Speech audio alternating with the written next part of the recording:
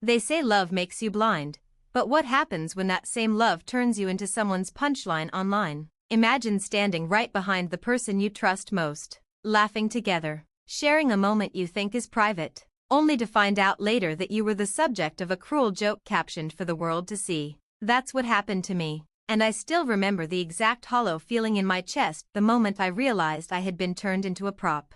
4 months before that night, things felt ordinary in the best way. I was with someone who had a bright personality and an endless appetite for attention, not in a selfish sense, but in the way some people are born to perform. She loved creating content. She loved editing short clips, matching trending sounds, and turning ordinary minutes into highlight reels. I admired her creativity. I thought I was supportive. I thought we were a team. Looking back now, it's easy to see the red flags that I ignored. The way she always reached for her phone first when something funny happened. The way she framed moments more for the shot than for the memory. I shrugged those things off as part of who she was. I told myself I could be patient because I loved her and because her joy felt contagious.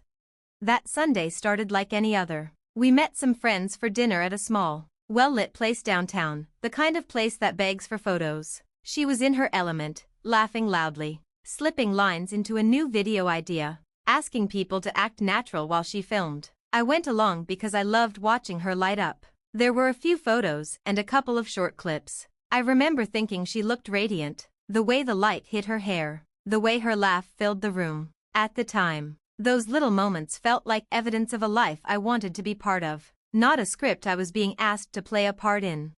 The next morning, scrolling through my feed before work, I clicked on her latest TikTok. My throat tightened before I even understood why. There she was, camera in hand, pristine and smiling, sipping her drink like everything was perfect. Behind her, sitting obliviously, was me. The caption read, "Dating down builds character." The words struck like a fist. For a second I laughed. The kind of nervous laugh you give when you aren't sure if you should be offended. Maybe it's satire, I told myself. Maybe it's ironic. Maybe she's using that caption to lampoon the very trend she was following. But as I scrolled down, the comments began piling up, laughing emojis, crude remarks, people speculating about how we met and why I looked the way I did. Her replies to some of the comments were just more laughing emojis. The slack-jawed feeling in my chest hardened into something colder. When I confronted her, I tried to keep my voice steady. I told her it hurt, that it felt like betrayal. I asked why she would make something like that while I was right there, sharing the moment with her. "It's just TikTok," she said. "Everyone's doing it. Don't be so sensitive." She typed laughing emojis under some of the mean comments and answered questions about where she and her boyfriend had met, treating it like an interview. I was left clutching the jagged edges of something I thought was whole. The way she shrugged the pain off as performative made it feel worse. Not only had she made me the joke, she had also erased the possibility that the joke could be wrong or harmful. It's strange how social media can act as both microscope and magnifying glass. It makes small things enormous and broadcasts private pain to strangers with a swipe of the thumb. My humiliation snowballed as friends began to message me. Some asked if I was okay. Others forwarded the video with laughing emojis and a shrug. The people I thought I knew laughed along or tried to explain it away. Exhaustion set in. My self-esteem, which had always been quiet but steady, started to wobble. You don't realize how quickly your sense of normal collapses when the people around you start seeing you through someone else's joke. Suddenly, you are not a person but an image, and that image is judged with a cruelty you hadn't expected. I tried to talk to her again, this time with more rawness. I told her how humiliated I felt, how seeing those comments changed the way I saw myself. I told her I didn't want to be a joke. She sighed and said, "If you loved me, you'd be okay with me making content." The words hit something very small inside me that I had kept protected for years. The truth settled like dust. Her love required me to be pliable, funny, and forgettable if it meant a few more likes and a trending sound. That realization was quieter and more devastating than any argument could have been. It wasn't just that she posted the video. It was that her affection seemed to hinge on my being complicit in my own diminishment.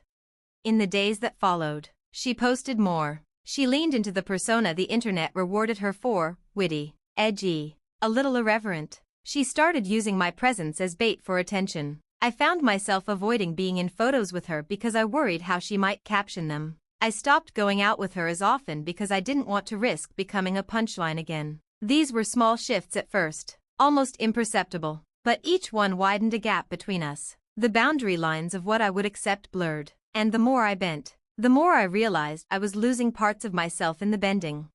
Then something happened that I didn't expect. Karma, irony, whatever you want to call it, decided to make an appearance. She was invited to a local creators meetup, a place brimming with cameras and people hungry for collaborations. She wanted me to come because, in her words, it looked better if she arrived with someone who supported her brand. I went because I wasn't sure what else to do and, selfishly, because I still cared. At the event, she glowed. She introduced herself to bigger creators, laughed at jokes, and filmed quick snippets to post later. I stayed on the periphery, watching the way she moved through the room as if it were her stage. A popular creator noticed her and, without much hesitation, brought up the infamous dating down clip. The room hushed in the way rooms do when someone mentions an inside joke only half the crowd understands. At first, people chuckled. Then the chuckles shifted into uncomfortable murmurs when someone asked, "Wait, you did that while your boyfriend was right there?" I felt the air thicken around me in a way I never had before. I could see her face blanch. For the first time, she seemed to register what her post had done beyond the screen. The laughter that once validated her suddenly felt thin, and some faces in the crowd looked at her with a hint of disapproval.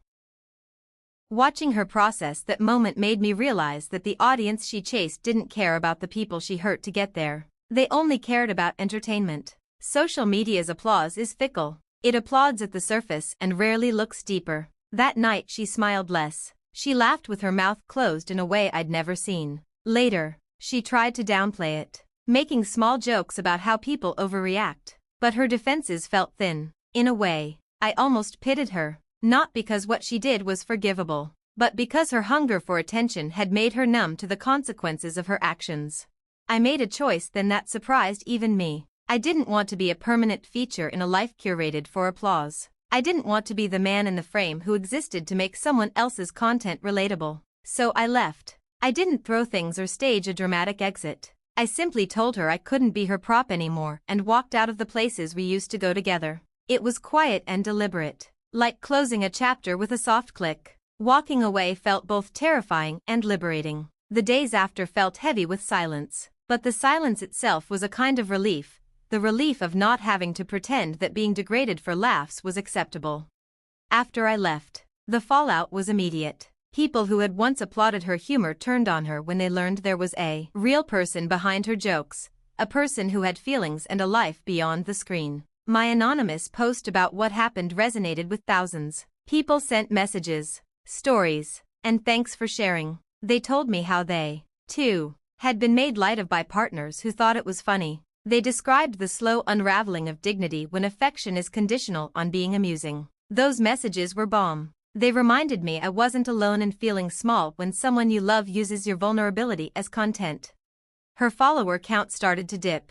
Comments that had once cheered her on now called for empathy and called out cruelty. A few of her brand deals quietly disappeared. Maybe it was karma. Maybe it was accountability finally catching up. Whatever it was a reminder that audiences can hold creators responsible when they choose to, and that sometimes the court of public opinion swings both ways. But even as the public response changed, my healing remained a private work. I didn't want to gloat in her discomfort. The point of leaving wasn't to win some social score, it was to reclaim my sense of self. But this isn't meant to be a triumphant story about revenge. It's not about winning or losing followers. It's a personal story about recognizing your own worth and refusing to let someone else define it for a cheap laugh. It's about knowing that the person who makes you feel small in private will likely continue to do it in public. It's about the slow reclamation of dignity when you decide that you deserve better than to be a punchline. There is no tidy closure where everything returns to normal. There is only the ongoing work of rebuilding boundaries and choosing people who reflect your worth back to you. Healing wasn't instantaneous. There were nights I still scrolled her profile and felt the old pangs. There were moments I questioned whether I had overreacted, whether I was making mountains out of molehills. But the messages from strangers, from friends who reached out with empathy, kept me grounded. I started to reconnect with activities I loved. Reading in coffee shops, going on hikes alone, joining a small theater group where collaboration felt respectful and mutual. Each small victory, a laugh shared without reservation, a photo I posted without worrying about a cruel caption, became proof that I could exist outside of someone else's narrative. There were unexpected gifts in all of this. One of the most surprising was how many people quietly reached out to say, "Me too." Those small admissions built a network of solidarity I didn't know I needed. Friends I hadn't spoken to in years sent messages sharing their own wounds and how they rebuilt themselves. Some offered practical advice, therapists they trusted, books that helped, ways to unplug and re-establish a sense of self outside the noise. Others simply listened. That listening was balm in itself. It showed me that dignity, once wounded, could be nurtured back into being by people who actually saw you. I also learned to be kinder to myself in the aftermath. When humiliation rocks you, the instinct is to retreat and to internalize the humiliation as evidence of personal failure. But healing required a different approach, active self-compassion. I began writing in a notebook, not to track grievances but to mark moments of kindness, a friend bringing over dinner, a Sunday morning when I finally slept without waking to dread, the thrill of finishing a book and actually enjoying the quiet that followed. Therapy helped too. It gave me language for the boundary I had lost and the tools to rebuild it. Slowly, I stopped measuring my value by the approval of strangers and started measuring it by the quiet consistency of people who treated me with respect. I won't pretend everything is perfect now. There are days I still scroll and see echoes of the past, but the sting has dulled, and it's been replaced with lessons learned, the kind that quietly shift how you enter relationships. I'm more vocal about my boundaries now, clearer about what I won't tolerate, and more measured about whose approval I chase. I've cultivated friendships where mutual respect is the baseline. Simple things feel different, answering texts without fear, sharing photos without worry that someone will weaponize them for attention, and saying no without feeling guilty. Those things add up. The small recalibrations of how I engage with people and platforms have changed the landscape of my life. And finally, there's a strange kind of gratitude I feel for the experience, not for the hurt itself, but for the way it clarified who I wanted to be and who I wanted around me. The man I am today values depth over trendiness, authenticity over applause, and compassion over cleverness. If that's built a smaller circle, I'm content. The people who remain are there because they see me, not to make content out of me. That clarity has been its own kind of freedom, to choose relationships that are nourishing rather than performative. If you're at the start of this journey, give yourself patience. People will offer quick fixes or urge you to move on, but healing doesn't fit into a 2-week timeline. It's a messy, non-linear process that asks you to be gentle with yourself and brave enough to choose differently next time. Choose people who show up when it's not convenient. Choose relationships where your dignity is never the punchline. And if you ever find yourself tempted to make light of someone you love for a laugh, pause. Think about the ripple effects. Think about the person who will read that caption and feel small. Humor at the expense of someone you love is cheap, and it costs more than you might be willing to pay. At the end of the day, social media is a stage full of facades and filtered realities. We can use it to uplift, to inspire, and to connect, or we can use it to wound and then pretend we were only doing a bit. I chose to step out of the frame. If you find yourself in a similar position, remember this: stepping away is not a loss. It's an act of reclamation. It tells the world that you will not be reshaped for someone else's amusement. And in a world that often rewards the loudest voice, walking away sometimes becomes the loudest, most honest thing you can do. If you need to talk, reach out to someone you trust. Sometimes the smallest conversation is the first step toward healing.